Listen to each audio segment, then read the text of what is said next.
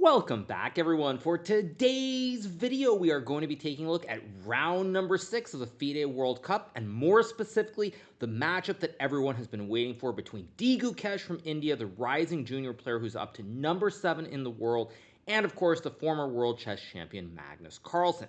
Now, in game number 1, Magnus is starting with the black pieces, so Gukesh obviously wants to put him under some pressure. So let's jump right into the action. So the game starts with d4 from Gukesh. We get knight to f6, bishop to f4, and now Magnus plays b6. Now, bishop f4 is already a little bit surprising from Gukesh. He's trying to play a London system. This is definitely not something that he normally starts with, but perhaps trying to take Magnus by surprise and get Magnus out of preparation. So Magnus plays b6 here.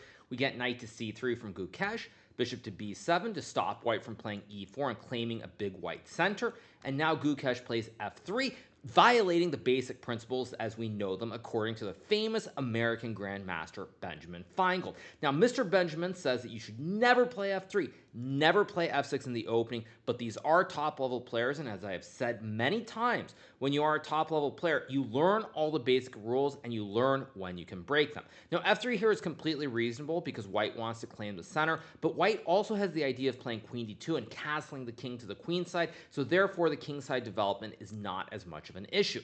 So here Magnus plays e6, Gukesh plays e4, and now Magnus plays a strange move a6 here, which I suspect is a simple move to stop knight to b5 before deciding whether to play c5, d5, or potentially bishop to b4.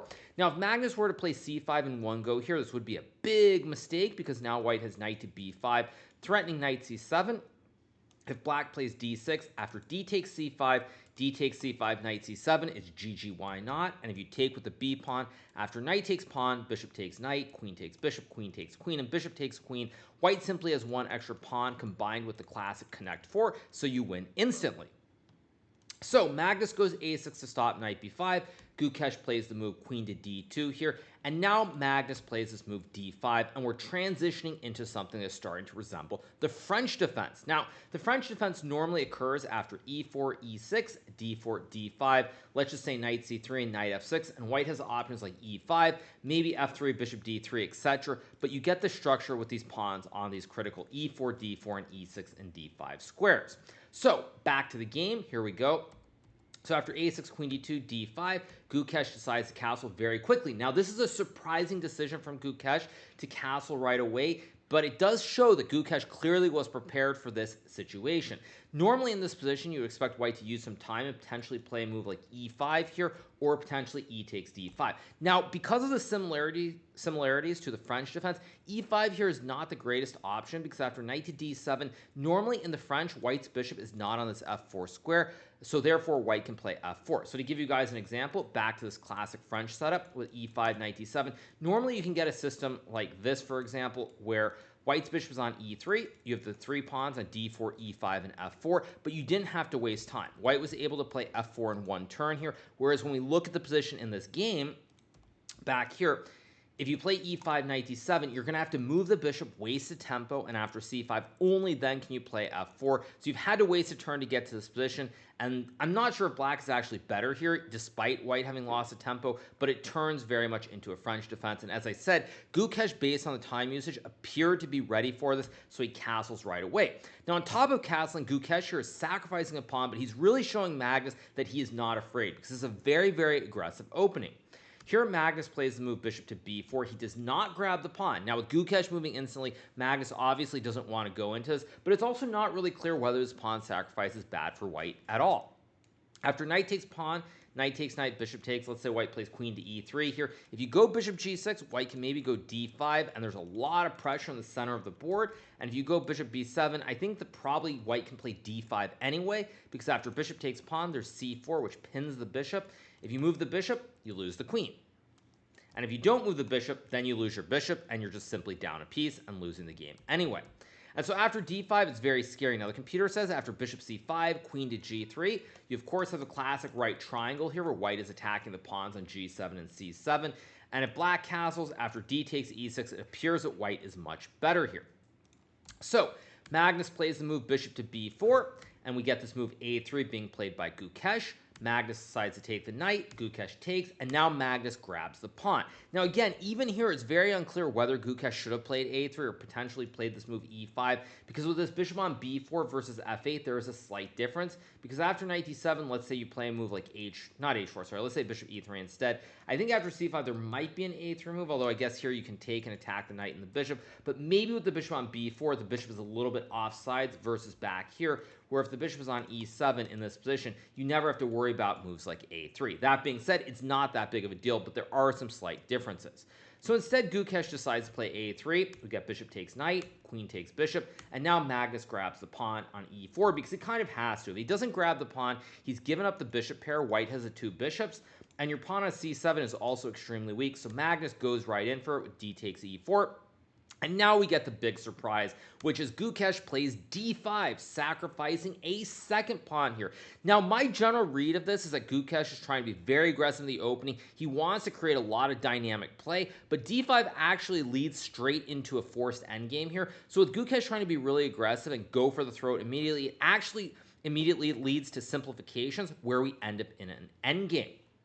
So Magnus takes with the knight here, and we get queen takes g7, and now Magnus plays queen to f6, which basically forces queens off the board here. White cannot move the queen back, because then you simply lose the bishop on f4, and as we can see from the count, black simply has an extra horse, and an extra horse is worth a lot. And if white plays a move like bishop e5, after takes, rook g8, if you move the bishop after takes, and knight c6, black simply has an extra pawn. You can see 1, 2, 3, 4, 5, 6, 1, 2, 3, 4, 5. So an extra pawn for black. So Gukesh trades the queens here. He plays bishop to e5, trying to win either the knight on f6 or the rook on h8. Here, Magnus plays king to e7, guarding the knight on the f6 square. And now we get bishop takes c7. Magnus plays knight bd7, developing the knight, connecting the two rooks so they can come to the center of the board, and also guarding this pawn on b6 as well. So here Gukesh plays bishop g3, Magnus goes rook hg8, we get bishop to e2, and now Magnus plays an awesome move, which is king to e8. Now this move is simply fantastic here because it allows black one very important idea. Normally you would expect, well, why not just rook a8, put the rook on an open file, put some pressure towards the king of the pawn. But if you go rook c8, here white can actually finish his development with knight to h3 and connecting his two rooks here. And in this position, if black plays knight to h5 attacking the bishop, there's now bishop to h4 check. And after king to e8, for example, white can go rook g1, simply guarding the pawn on g2. Whereas in the game, when Magnus plays this move king to e8 here, now if white plays knight h3 to finish his development, after knight to h5, if you move the bishop, there's no king on e7, and you simply lose the pawn on g2, and with it, you lose the game. So king e8 is a really, really good move here from Magnus. I really cannot understate how strong this move is from Magnus, because this is not an obvious move by any stretch of the imagination. I think in a blitz game, you'd probably play rook a8 right away, or e takes f3. But for Magnus to use his time and find king 8 is simply phenomenal. Now here, white has a big problem. If you can't go knight to h3 here, you're sort of unable to develop this rook and this knight here in the corner, because the bishop on e2 stops you from developing the knight. You don't really want to take here, although Gukesh does take, because now after knight takes e4, the knight is getting active, and still you're struggling to finish the development. And at this point in the game, I think we can pretty safely say this has been a total opening failure for Gukesh and a massive success for Magnus. Basically, Magnus at this point is a little bit better. He's going to be putting pressure on Gukesh for the entire game, and we're going to see if Gukesh is up to the task of defending. So we get f takes e4 being played here by Gukesh. Magnus plays knight takes e4, attacking the bishop on g3. Gukesh plays bishop to f3. Only move really here. If you move the bishop, you lose the pawn on g2. You maybe can play knight to f3, but after takes, and knight f6 here, with the double pawns, the knight guarding the pawn, and the open g-file, black should have a big advantage. So we get bishop to f3, trying to take advantage of this knight and bishop being on the diagonal. Magnus takes the bishop, and here Gukesh makes an interesting decision to play h takes g3. Now here Gukesh could have played bishop takes bishop on b7. This was a move. I suspect he didn't like this endgame after rook to... I don't know if a7 or b8 is best. I think it's probably the same, but let's say rook a7, h takes g3, rook takes bishop, and after rook takes to h7, black can play rook takes g3. And here, if you play the check on h8 after king e7, black is better due to this weak pawn on g2, and black having these two central pawns. Now again, this still is probably within the realm of an endgame where white can draw it with perfect play, but it feels unpleasant.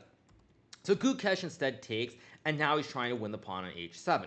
Magnus trades the bishops. Gukesh takes with the knight. He could have taken with the pawn here as well, and after rook takes g3, takes king e7, it's actually not as bad as it looks on first glance, because white can actually sack the pawn on f3 by going knight to e2, because after rook takes f3, there's knight to d4, attacking the rook. And I guess black has knight f8, which apparently saves the game, but for argument's sake, let's say black plays a move like rook f2. There's now knight to c6 check, and after king to e8, you can go rook h8, knight to f8, and this move, not rook d7, but rather rook to d6 here. And the king is very passive. The knight is pinned. The rook and the knight here are very, very active on d6 and c6. And white should have enough counterplay to draw the game. Now, again, from a distance, very easy to see. In real time playing this game, very difficult to understand. And if you don't realize that here in this position you can go knight e2, you simply think, well, the knight is tied down to f3, and after a move like rook to e1, rook h8, you're going to have to move the knight, lose the pawn at f3 anyway. What even is the point? So Gukesh plays knight takes f3. We get rook takes g3 being played here by Magnus, and now rook takes h7, king to e7. Another very, very good move from Magnus. If he were to play rook takes g2, which looks okay, there's this trick with knight to e5 here, attacking the knight and the pawn, basically forking the knight and the pawn, as we like to say, according to the memes. And if black takes the free horse, there's rook to h8, and you lose your rook in the corner, and with it, you most likely lose the game. And if you don't take the horse and you play knight f8 after rook takes f7, probably black is still fine after rook to c8 and c3, but black should not have winning chances here. So Magnus plays king to e7, developing the king, wanting to bring the rook over to the king side. And the big issue for white here is the pawn structure. You have this very serious permanent weakness, this pawn on g2. Whoops. And I don't know what just happened. That was me. That just slipped. I guess that was a mistake. Let me go back to the game. Sorry about that, you guys. Let's get back into the game. I don't know what just happened. So yeah. So where were we? We were right here in this position. Sorry about that, you guys. After rook takes g3 here, I don't know if that was my computer or if that was chess.com glitching completely. But anyway, I'm trying to do this recording. So we get rook takes h7, king e7, and as I was saying, the permanent weakness on g2 combined with the central pawns on the e and the f files that black can push forward create a lot of problems. So here Gukesh plays knight to d4 here, trying to go for something like knight to c6 potentially. Magnus plays knight to e5, cutting him off at the pass. We get rook to e1, attacking the knight on e5. And now Magnus finds this very nice move, rook g4.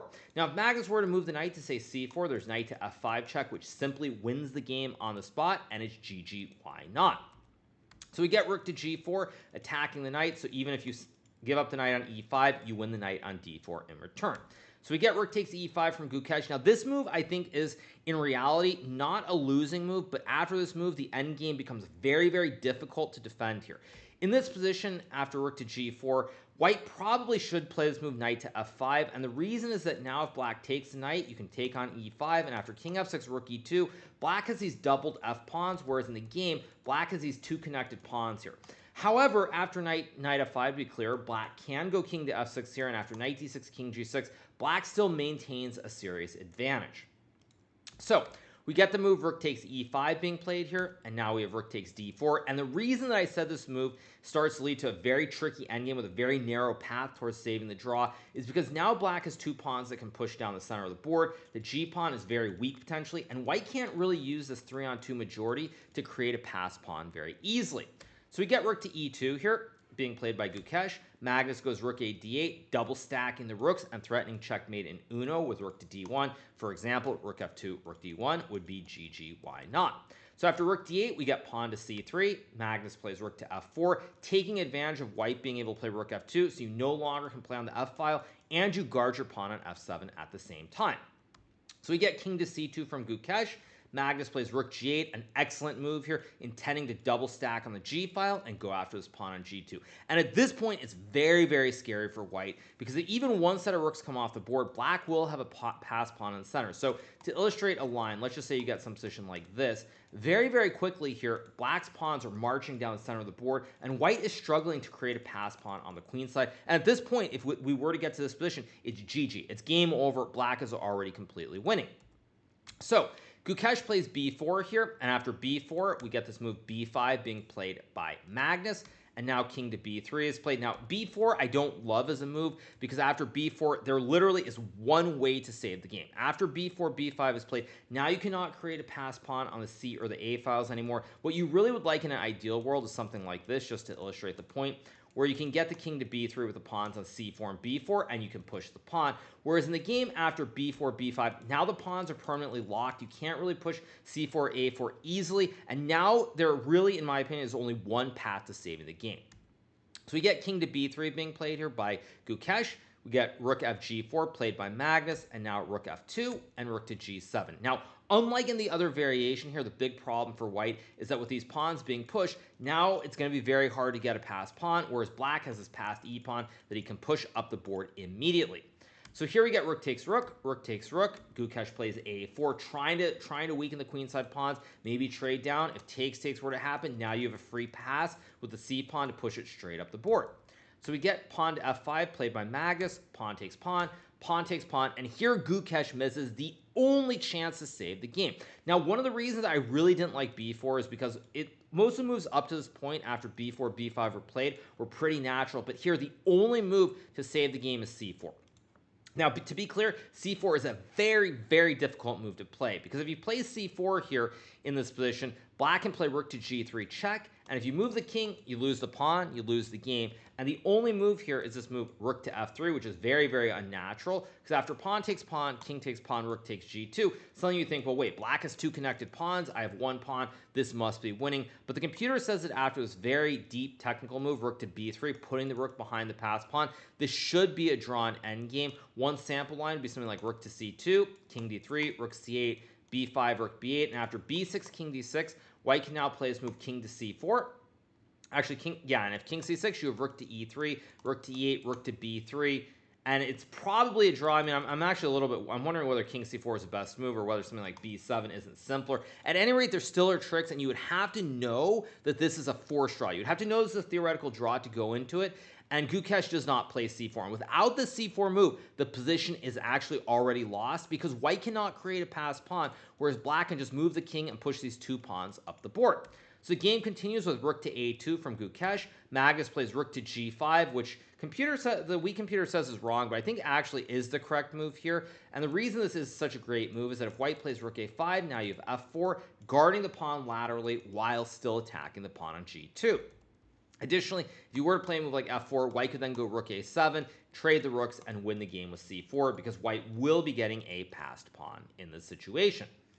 So we get rook to g5, Gukesh plays rook a7, king f6, rook to a2 back. This only improves the position of the black king. Magnus plays f4, very clear-cut idea to push the pawns. And the big issue for white, again, is that you cannot create a passed pawn on the queen side. If you could go c4 takes, you'd be completely fine. You'd be able to draw the game with no worries. But again, c4 always runs into this very nasty rook g3 check. And after you move the king, there are many ways to win, but the simplest is just take the pawn. And you have rook b3, e5, e4, and too many pawns in the center of the board.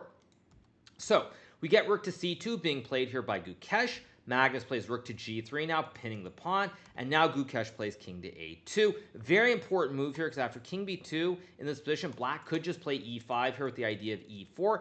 And after c4 takes, if you were to go b5, there's rook to b3 check, which wins the game on the spot. And so when you go king to a2 here, you're hoping that black will play e5 because now after c4 takes, there is actually b5 in this position. And if black plays rook to b3, trying to win the pawn, now you have rook b2, and all of a sudden, all these endgames are very close to a draw. If black trades and plays something like king e6, you can simply go b6, king d6, king c3, e4 takes, e3, king d3, king c6, and then g3, takes, king f3, g2, king g2, and the game ends in a draw. So we get king to e5 here from Magnus, which is just a brutal move to be played, honestly, because king to e5 is the best move. And what it does here is black or Magnus, I should say, in this position, realizes that his king is very close to stopping these passed pawns. And so the rook is very passive. And if white can't play c4 here, you can run the king over to the queen side or back towards the king side. Either way, it's completely hopeless. So we get king to b2 from Gukesh here. Now, at this point, Gukesh very low on time, right at move 40, but very hard to find anything to do. So he goes king b2. Magnus plays king to d5. We get this move rook to d2 check, and now Magnus plays king to e4. Not king to c4, because then rook to d4 would be checkmate in one, and that would be a tragic way to lose any game of chess. Additionally, if Magnus were to go king c6 here, it's still good, but now white can maybe try to slowly bring the king back over, whereas after king to e4, the same issue applies as always. White can never go c4, because after takes b5, there's always rook b3. so you can't really play c4, and so now Magnus realizes he can use the king either to go back to the queen side, back towards the king side, but more importantly, to go after the rook and start pushing this e-pawn down the board. So after king to e4, we get king b3. Magnus plays e5 now, very slowly pushing the central pawn up the board. And with white being unable to ever play c4 and create a pass pawn, these two pawns are basically fixed, and so Magnus essentially has one free pawn in the center of the board that he can keep pushing.